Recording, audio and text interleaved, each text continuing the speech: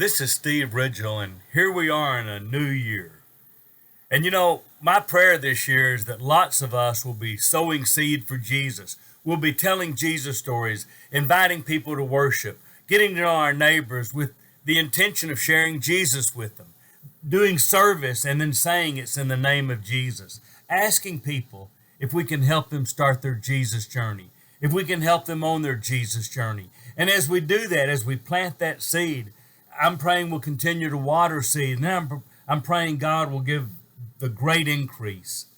I've got lots of people that are talking about Jesus, thinking about Jesus, and I think there's going to be a great harvest here in Abilene after the first of the year. I pray that's going to happen where you are. But I was talking to a friend way up in Maine, of all places, and he's an elder in a church up there, and they've worked hard to sow seed. I've been up there a number of times and helped them, and boy, they have scattered Jesus seed, and they've tried to water it, and they're praying for the harvest, and it just seemed like it just wasn't happening. They'd study with people for a while, and they just really couldn't get them to buy in, but all of a sudden lately, they've had people that have been away for a long time who are coming back to church, people who dropped out during COVID and now are coming back to church, people who they didn't think had any interest to expressing interest. But one thing's really interesting.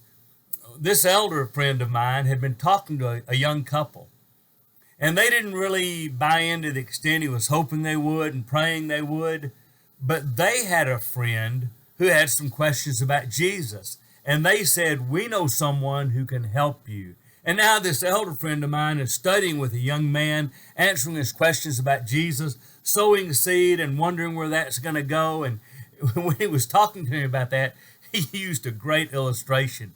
He said, it's like I was sowing Jesus seed and it hit a rock and bounced into good soil. And I thought, you know what? That's right.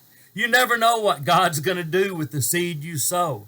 It may be you talk to someone who doesn't really respond the way you were hoping and praying, but somebody says, "Hey, I've got questions," and they say, "I don't know, I'm not sure but I do know somebody who can help you." And I've been amazed how many referrals I've had from people I didn't think listened to anything I said. Well, that may happen to you too, because see, God's going to do something.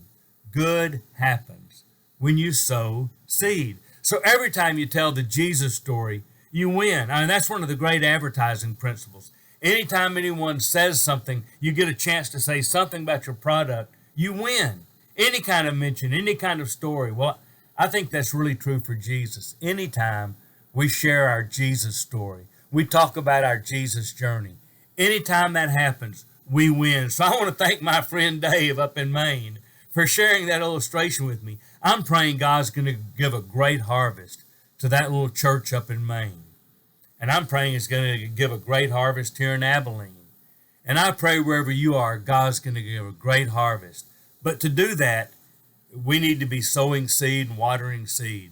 So keep telling your Jesus stories and let God worry about the result.